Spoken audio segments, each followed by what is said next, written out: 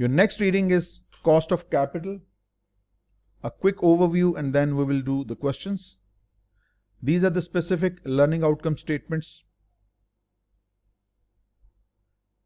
And here we go. First, LOS says, calculate and interpret the weighted average cost of capital of a company.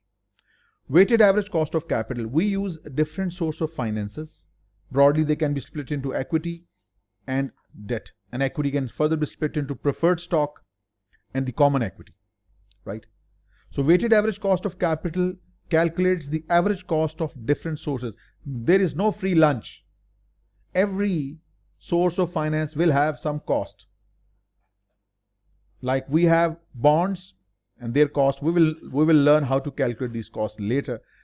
Preferred stock, this is the proportion, not the costs. I think they are given in the next slides. These are the costs given. So bonds, 7.4% cost, after tax cost, I guess. Preferred stock, 10%. Common stock, 16%. Retained earnings, 16%. These are the individual costs of all these sources of finance. When we say weighted average cost of capital, we calculate an aggregate of cost of different finances, different sources of finance that we use. Now, the following is extracted from the firm's most recent balance sheet. Bonds, preferred stock, common stock, and retained earning.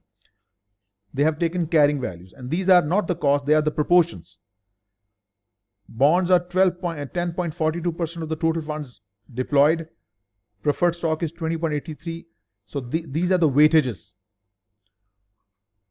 Carrying amount and the book value is not an appropriate proportion.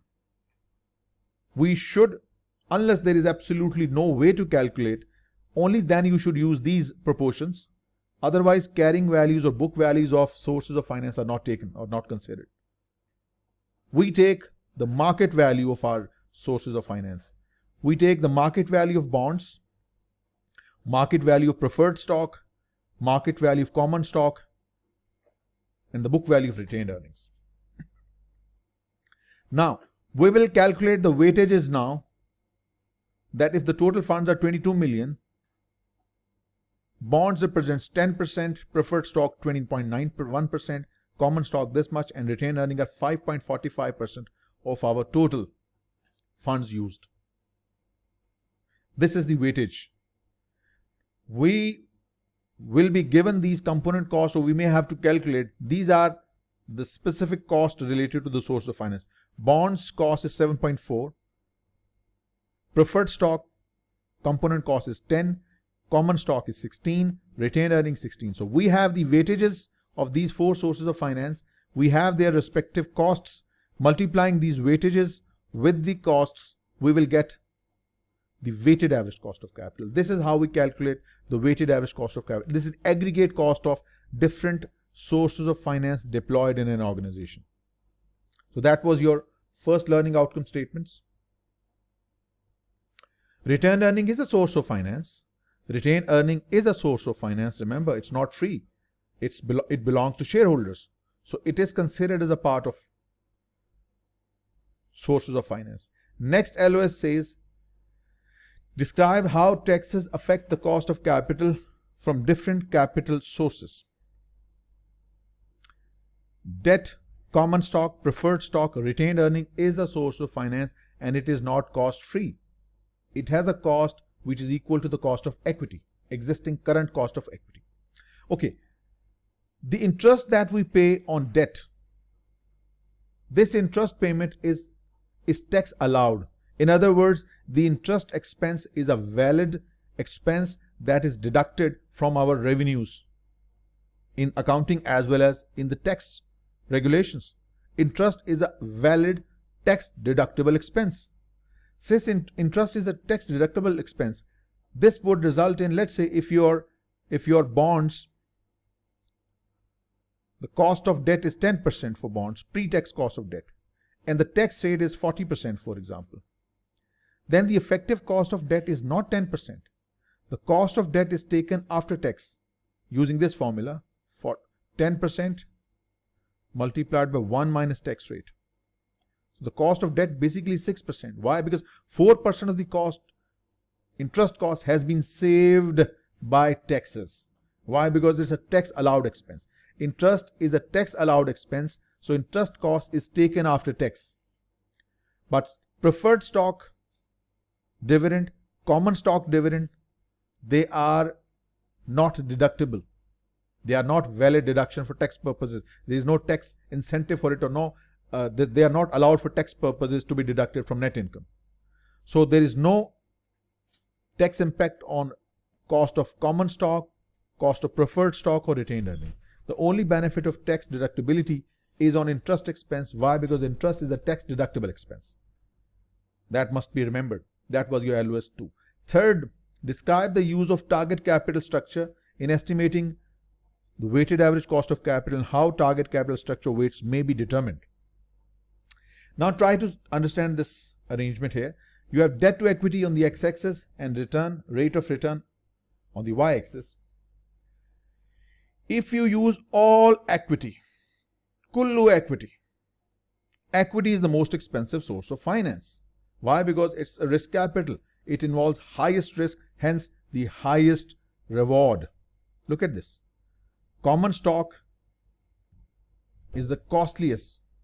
Bonds are the least expensive because of the tax deductibility, as well as they have less risk for the bondholder, so the cost is low. So common stock are expensive, and this is reflected here. The cost of equity, as you keep on increasing the leverage, more debt, the cost of equity will go up because it will be more risky for the investors. Now, if you add on a little debt, the cost of debt, as we add more debt to our capital structure, the cost of debt goes up as well. If you combine some part of debt, some equity, combining debt and equity together, we will come up with this arrangement. As debt is added, as we add more debt, our weighted average cost of capital first starts falling because of the tax deductibility of interest expense. Because the interest and the effective cost of debt is much lower than the equity. So your weighted average cost of capital will start falling. A point will come, if you increase your debt beyond that point, the cost of debt will go up because you have more leverage now, more debt in your capital structure. So the additional loans will be expensive. They will involve more cost, more borrowing cost. So your weighted average cost of capital will start rising. This point where your weighted average cost of capital is the lowest, this is the ideal capital structure. Unfortunately, it is very difficult for the firm to know by exact precision what is the specific debt to equity where the weighted average cost of capital is minimum. So normally they set a range within which they have to keep their capital structure. So target capital structure, the structure that a management is striving to obtain so as to reduce the overall cost of funds. Lower cost of funds mean the many projects that were just marginally beneficial will become more profitable for the firm.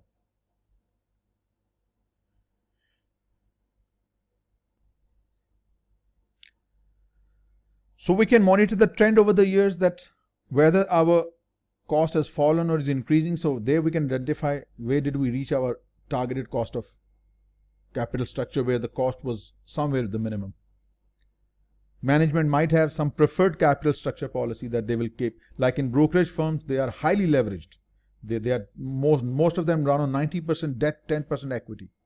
But for manufacturing firms, you might see the total other way around. So the capital structure also depends upon the type of industry you are in, and you might use the comparable companies average as your target. Like in the industry, the ideal structure is 50-50, so you might bring your capital structure close to 50-50, right? Next LO says explain how the marginal cost of capital and the investment opportunity schedule used to determine the optimal capital budgeting. Now this, we can explain this using this graph.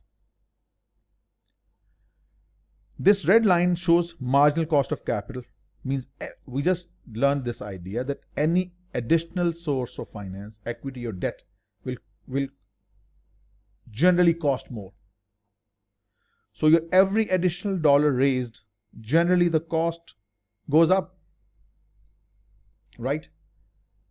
At the same time, we would like to invest in those projects first that generate the highest return. Cost for marginal cost of capital and return for the optimal capital budget, right? Now, first we will invest in those projects that provide us the highest return. Then if the money is left and the projects are independent, we will take on those projects that give lower return. And then keep on investing. At the same time, since we need money for investment in these projects, our cost will start rising. So costs start going up and our returns keep falling because we would like to invest in those projects that provide us the highest return, then those with little lower, lower and lower. They keep on falling, our cost of capital keeps on going up. A point will come where additional funding comes at 10% and we have a project that returns 10%. That's the point where we should stop. That's the optimal capital structure. We have maximized the company's wealth, company's value, because we have invested all those projects that generated positive NPV. Beyond this point, you can see the cost is more, whereas the return is less. So this region represents loss. So we should stop here. So this is the point where we have achieved our optimal capital budgets and investments have been made in all those projects that generate positive NPV. So this is the point where the optimal capital budget has been attained. Beyond this, the project's cost is more, our funding will be expensive, whereas the returns in these projects are lower. So that's the point where you should stop. This is the optimal capital investment decision point explained through graph. Your next LOS says, explain the marginal cost of capital's role in determining the net present value of a project. Marginal cost of capital, as discussed, every additional dollar you raise, generally the cost goes up, whether it's debt or equity. The marginal cost of capital is the cost to the firm of the next dollar of new capital raised after existing internal sources are exhausted. Each additional dollar raised becomes increasingly expensive as investors demand higher return to compensate for increased risk. Like in the previous example, if your weighted average cost of capital was 13.86, this was the first slide we did. But beyond this point, when the internal retained earnings are exhausted, and if we go for external funding, new issue of shares, new bonds, the cost will jump. And later on, every additional project you take on, more funding required will involve more cost, and eventually you can see the slope of the curve is positive and the cost will go up. So that's the idea. Marginal cost of capital means every additional dollar raised, it becomes increasingly expensive for the firm because the risk increases, for that reason the investors, those who invest in bonds and shares, they require a higher return. How is it related with the projects, with the end present value of the projects? Cost of capital and capital budgeting. Where should we use weighted average cost of capital? Use weighted average cost of capital if the project has same risk as average risk projects of company currently that are being carried on currently, and keeping the target capital structure constant. So normally weighted average cost of capital is not used because every project has its peculiarities, specific risks. So but if the project's risk is similar to the average risk of the project that are currently undertaken, and the target capital structure doesn't change, we can use the weighted average cost of capital as our discount rate to calculate the NPVs of the projects. Further, if free cash flow to the firm are to be calculated for the project's evaluation, then again, since it's free cash flow to the firm, debt and equity combined, we can use the weighted average cost of capital for this purpose. But if the free cash flow to equity are to be considered in the present value calculations, then use the cost of equity. Free cash flow to equity, cost of equity. Free cash flow to the firm, use weighted average cost of capital because debt and equity have been factored into WACC, weighted average cost of capital. Your next LOS says, calculate and interpret the cost of debt using the yield to maturity approach and the debt rating approach. Cost of debt using yield to maturity. Yield to maturity is the rate that equates the present value of the bonds to its market price. So this yield to maturity can be used, and it is used as a discount rate. Let me show you. that is used to calculate the weighted average cost of capital that is factored into the NPV computations. This 11.4% is the coupon, the stated rate. It should be the cost, but it is not. It's 7.4. Why? First of all, there are two reasons why it's different than the coupon. First, it is tax deductible. Interest is tax deductible. Interest paid on bonds and loans, it's tax deductible. First is the tax deductibility, and they haven't used 11.4. Here, when calculating the cost of debt, they would have used yield to maturity. If this coupon is given, the yield to maturity is given, since we are using the market value of the debt, the relevant cost of the debt is yield to maturity.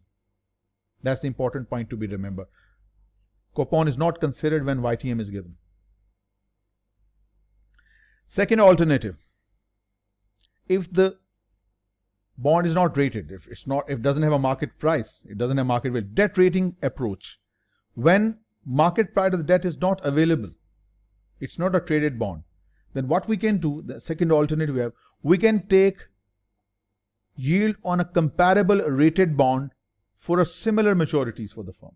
So we can take it as a pre-tax. Let's say for that particular bond, yield is 10%, for example.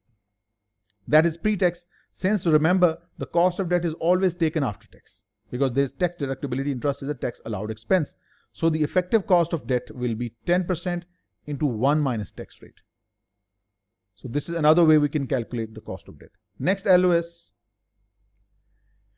Issues in estimating the cost of debt. There are certain issues. Debts are not all straightforward. Fixed rate versus floating rate. Fixed rate is quite simple, as we have discussed, but estimating the cost of floating rate debt is difficult. Right now, this is not the point to be discussed here. To be discussed later in separate readings for fixed income securities. We'll discuss it later. So this is an issue that will be addressed there. Debt with options like features. Debt with the options like features like call option or put option make market value adjustments to yield to maturity for options. So if there is a bond with call or put option, puttable bonds, callable bonds, so we have to make certain adjustments in Y2M. How and what is done to be discussed later in your fixed income securities. Leases, whether it's an operating lease or a finance lease under the US GAAP, they both appear as a liability in the balance sheet. Initially, about a few years ago, when operating lease was off balance sheet, there was no liability recorded. But now, whether the lease is operating or finance lease, they are already reflected on the balance sheet as a debt. The cost of leases should be included in the cost of capital, so debt. Then reading 7, calculate and interpret the cost of non-callable, non-convertible preferred stocks. Very straightforward formula. KPS, cost of preferred stock, is equal to dividend that is paid to the preferred stockholders divided by the current market price. 10 by 100, let's say, is 10%. So straightforward, there is no tax deductibility. Unlike debt, debt is taken after tax, coupon or the yield to maturity into 1 minus tax rate. But preferred stock cost of preferred stock, straight dividend upon current market price. Alas. Now, dividends on preferred stock is not tax deductible, as we discussed earlier. And again, call options, cumulative dividends may require certain adjustments for the purpose of calculating KPS to be discussed later. Next, LOS. Calculate and interpret the cost of equity using the capital asset pricing model. Just we'll discuss the formula, dividend discount model, and bond yield plus risk premium approach. This is the formula that is driven under CAPM. How it's driven, all this is coming in later slides. What we are concerned with is the formula is used to calculate the cost of equity. The component of this formula are RF. RF is the risk-free rate. Beta we'll discuss in today's lecture later. Beta is a measure of sensitivity of the return on your security with the changes in the return on the market. We'll discuss. RM is the expected return of the market, and RF is again risk-free rate. So this is one of the formulas that we can use to calculate the cost of equity. So our concern right now is the formula itself, that this formula we will use in different situations where the data warrants the use of CAPM. We need to be given risk-free rate, beta, return on the market, RF, so we can calculate the cost of equity. Dividend discount model. Your current share price is the present value of the dividends that will be given by the company in the future. That's the dividend discount model. That model has been realigned, or it has been readjusted, where we made KE as the cost of as the subject of the formula. Original formula is this: price, if you want to calculate the share price of a particular stock using dividend discount model, we use dividend 1 plus G upon cost of equity minus G. This is the formula we use in DDM to calculate the share price. We have made KE the subject of this formula, and using this formula you can calculate the cost of equity as well. So what are these different D1, P1 means? Let me explain. Cost of equity is equal to D1. D1 is the next dividend that will be paid on the equity shares. P is the current share price. I'm just discussing the formulas because they are discussed elsewhere. Here we just need to know that these are the formulas we use to calculate the cost of equity, CAPM and DDM. So D1 is the next dividend, P is the current share price, G is the growth rate. We'll discuss how we'll calculate these individually. If your next dividend is not given, the current dividend is given. D0 represents the current dividend. G is the growth rate in dividends and earnings. P is the current share price. So either you will use this formula if the next dividend is given, or you will use this formula if the current dividend is given and growth rate is given. How do we calculate growth rate? There are two ways. Either you can use through the published sources, what has been the growth in earnings and dividends over the period, or you can use this formula, 1 minus dividend payout ratio. Let's say the company pays 30% of the dividends, of the earnings as dividend. What is retained is 1 minus 30%. 1 minus dividend payout ratio is basically retention ratio. 1 minus dividend payout ratio is what has been retained, 1 minus 30%. Multiplied by the return on equity, this will give you the sustainable growth rate. We have discussed in the ratios, where we discussed it in DuPont model as well. So this G is the growth rate that is used here in the dividend discount model. Either you use the next dividend or the current dividend, plug in these numbers and calculate cost of equity. That is our concern. So either we use CAPM if the data is given related to CAPM, or DDM, whatever the data, whichever source is given, we'll use accordingly. And third way is the cost of equity using bond yield plus risk premium. If we are not given the data for DDM and CAPM, we might be given the data for bond yield and add a certain risk premium to the bond yield. This could be used as an alternative to calculate the cost of equity. What is KD? KD is the before tax cost of debt. Why before tax? Because cost of equity has to be calculated before tax, because there is no tax deductibility. Tax deductibility is only for debt, for interest, for loans.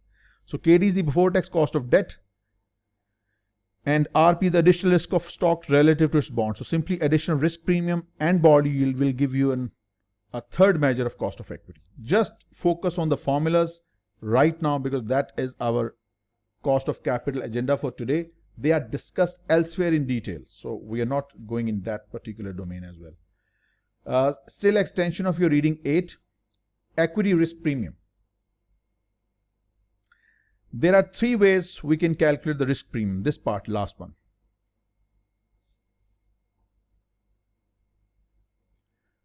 Historical equity risk premium approach. Use historical data for average return of the market portfolio. So this is the one way we can calculate the risk premium, certain base rate plus risk premium. Second approach is dividend discount model. Return on the market are 15%. Risk-free rate is 6%, for example. It means I need 9% premium over the risk-free rate. Let's say this is the formula. Cost of equity is equal to risk-free rate plus beta times return on the market minus risk-free rate. Let's say risk-free rate is 5%. Beta is 1. Let's say the sensitivity of your stock's earning is same as the market. Let's say beta is 1. Return on the market is 15. Risk-free rate is 6. So 15 minus 6 means I need 9% premium over the risk-free rate. If risk-free rate is 5, in order to convince me to invest in this particular stock, I must be offered, or I must be given 9% premium. This is called the risk premium, RM minus RF. But if you attach beta with it, which is not equal to 1, for example, then it's called equity risk premium or asset specific risk premium. So for the time being, remember, this is how we calculate risk premium. historical equity risk premium approach, we can take simply the difference between the market returns or the risk-free rate. And third one, we can simply ask a panel of experts to give us the idea what thing should we use. Let's say we want to use 10% as a base rate. Ask experts what should we add as a risk premium. Some extremists will say add 9%, some will say add 3%, 5%. Take all these and take a mean. Ask panel of experts and take a mean. And finally, to this, adjust your equity risk premium for a particular project for the company. If the project is risky, of course, it will involve higher cost. If the project has less risk, so we can revise it downward. So these are the three approaches that we can use to add the risk premium to the base rate. Next, calculate and interpret the beta and cost of capital for a project. Beta is calculated using this formula. It's a measure of systematic risk. Your returns are correlated with the market return. When the market goes up, your returns go up. When the market falls, your returns fall. So beta is a measure of systematic risk. How is it calculated? The covariance of the returns on your stock and the market upon the variance of the return on the market.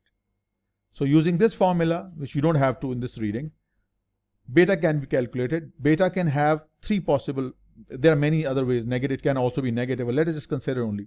Beta is equal greater than 1, less than 1, and equal to 1.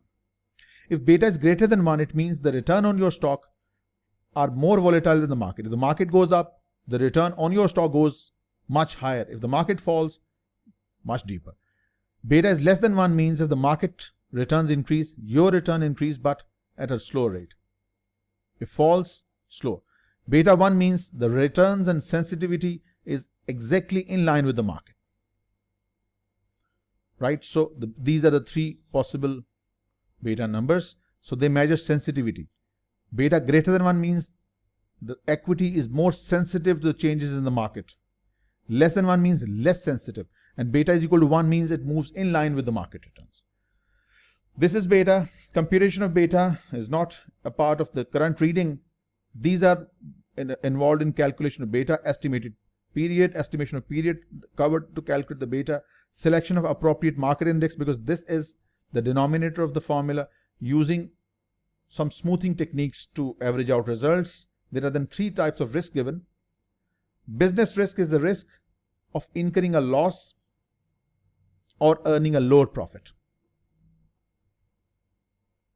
Operational risk is because of cost structure. If a company has a higher fixed cost, this fixed cost is a measure of risk. Fixed cost can result in volatility in your returns. Fixed cost is a measure of operating leverage. We'll discuss in our tomorrow's lecture. So if there is more fixed cost in your capital structure, in your operating cost structure, it means the business has higher operating leverage. So this is an operational risk. Lower fixed cost means there will be less volatility in returns. Then finally, financial risk is risk due to financing. If the company has taken loans and trust payment is a compulsory payment, this makes business riskier. Next, calculate and interpret the beta and cost of capital for a project. Now let's say we want to take on a certain project X. This project is significantly different from our current project A. We have project B, project C. This project is very different from our existing projects. What do we need to do? We need to first select a comparable company. We have selected a company, Alpha Incorporated, for example, which is involved in similar type of business that we are starting. This X project that we had undertaken, company Alpha is involved in this particular type of business. Select a comparable, selected. Estimate comparables beta using this formula. This is the formula you will use for this comparable. Let's say it's Alpha Incorporated. This is the beta for this company. 1 over 1 plus 1 minus tax, this debt upon equity for this company that we have selected. Alpha Incorporated, debt upon equity, multiplied by 1 minus tax, 1 in the denominator. This will give you the unlevered beta. This is the equity beta. Multiplying with this factor will give you the unlevered beta, or called the beta asset. Now we have extracted the volatility of this particular project that we have undertaken. This beta asset reflects the risk related to this particular project, right? So we have used this formula, used this company's beta, unlevered it and calculated the beta specifically related to this project. Then what we will do, we will take this beta asset for this competitor company that we have taken as a comparable. We will relever it. First we have unlevered it, means removed the impact of leverage here, convert it into asset beta. We will then relever it according to our leverage. Now this was the leverage of that competitor Alpha Incorporated. We use this leverage and unlevered it into beta asset. We use the same beta asset in our leverage, and we have calculated the beta that we must be used to calculate the cost of equity for the project X. Right, so these are the 4 steps involved. Select a comparable, selected. Alpha Incorporated, selected. Estimate the comparable beta for the company B. This is beta for company in Alpha Incorporated. Unlever this. This is the formula you use to unlever, means remove the effect of leverage, because our leverage could be different. This company might be levered at 30%, but ours is 70%. So we have to first unlever it, calculate the beta asset, use the same beta asset, and use our own leverage to calculate the beta equity. Now this is specifically reflective of our leverage. Now we can use it in our CAPM model to calculate the specific cost of equity to be used in the project that we're going to undertake. Right? So we will apply this in the question shortly. So remember this step-by-step process. Select a comparable, take its beta, unlever it, use the unlevered beta, and use our leverage to convert it into the beta that is relevant for our company's leverage, and use it in the related project that we're going to undertake. Next, country specific risk. This is your reading 10, LOS 10. Beta does not capture the country's risk for companies in developing countries.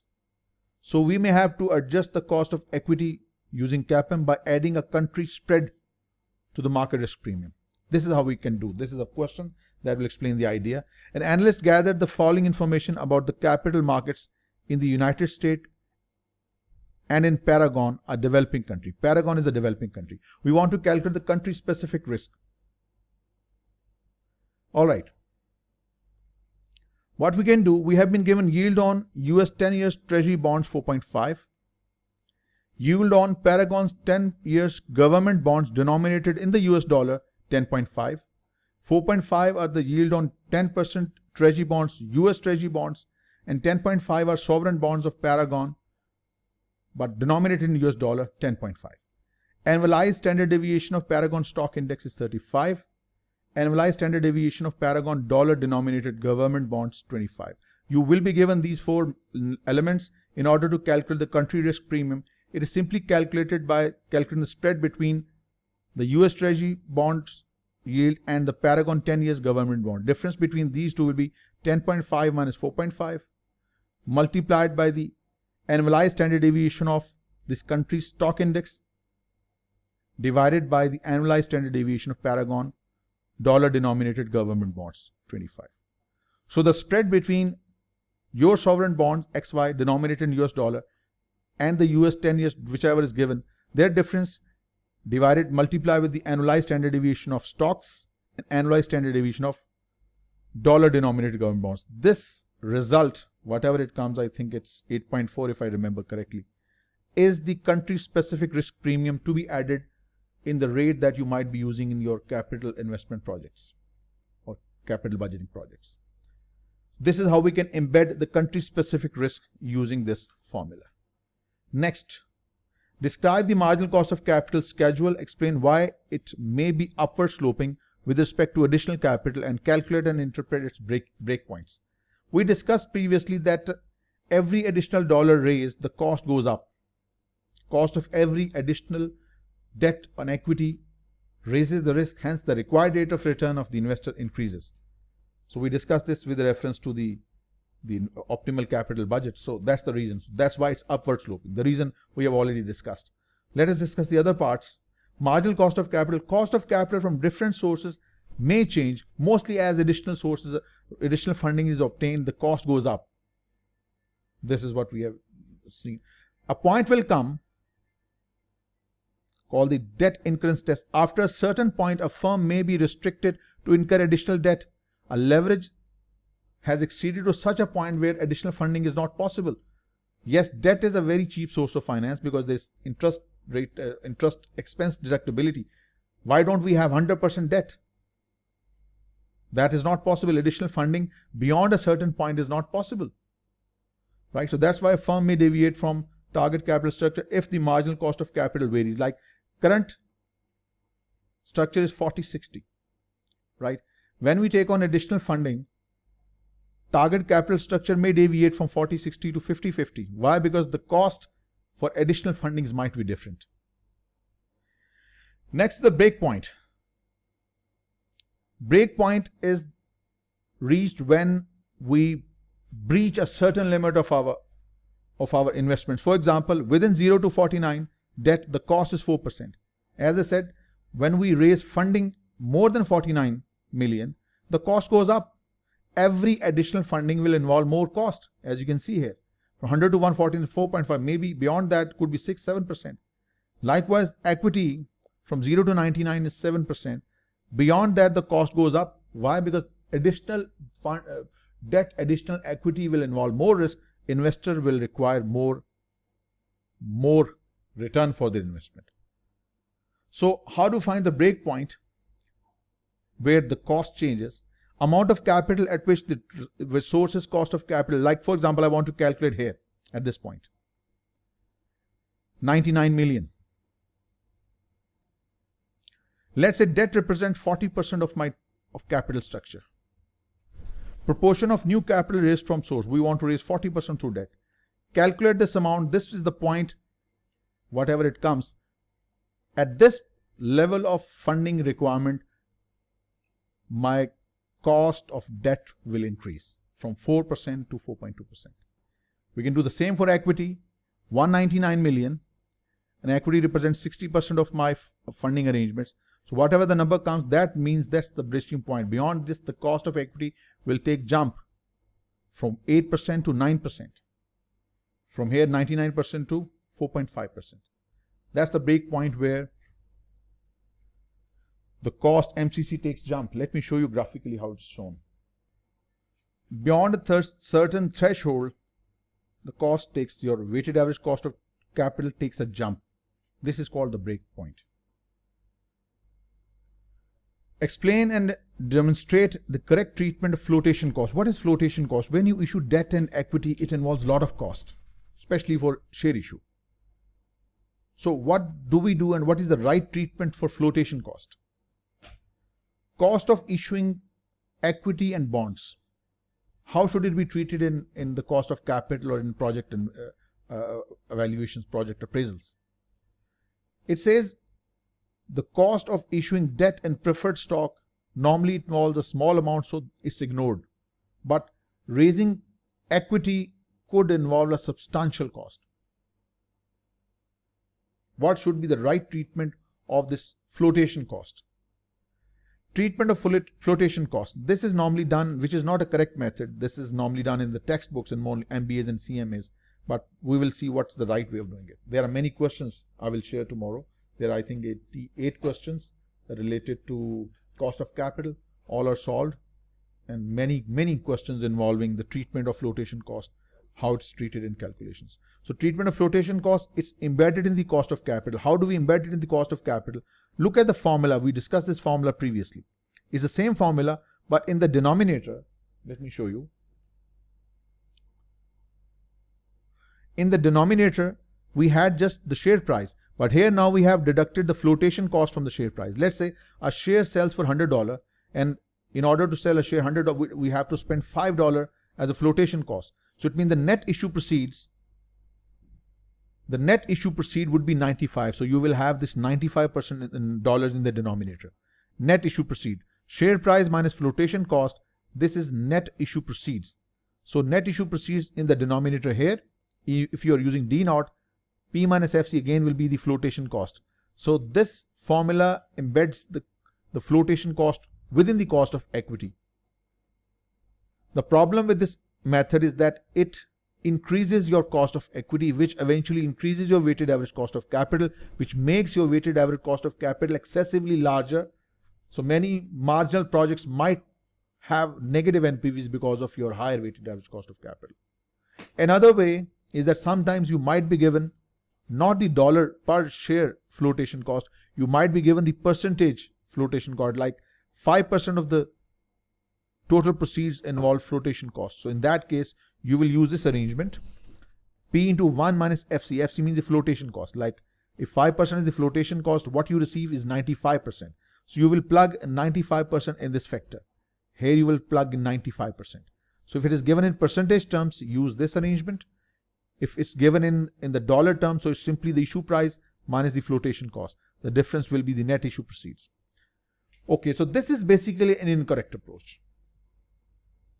It's a textbook approach. Incorrect approach. There are many questions in Kaplan, I think 6 to 7 questions that have asked you to calculate NPV using both methods, incorrect and correct one. Useful if the specific project financing cannot be identified. If the project financing cannot be identified, then fine, you can use this method. Otherwise, this is an incorrect method. What is the correct treatment? Many questions there are involving the treatment of flotation cost. The flotation cost is considered as a part of your cash flow at year 0. Let's say your initial investment is $100 million and flotation cost was $5 million. So this is included in your initial investment. It is embedded, it's made a part of your initial investment. This is the correct treatment. It is adjusted in the cash flows. Adjustment is made into cash flows. So your initial investment in the project, it is simply increased by the amount involving the flotation cost, right? So FC is considered as initial outflow in the NPV computations. It is the preferred method, or as per your learning outcome statements, it is the correct method.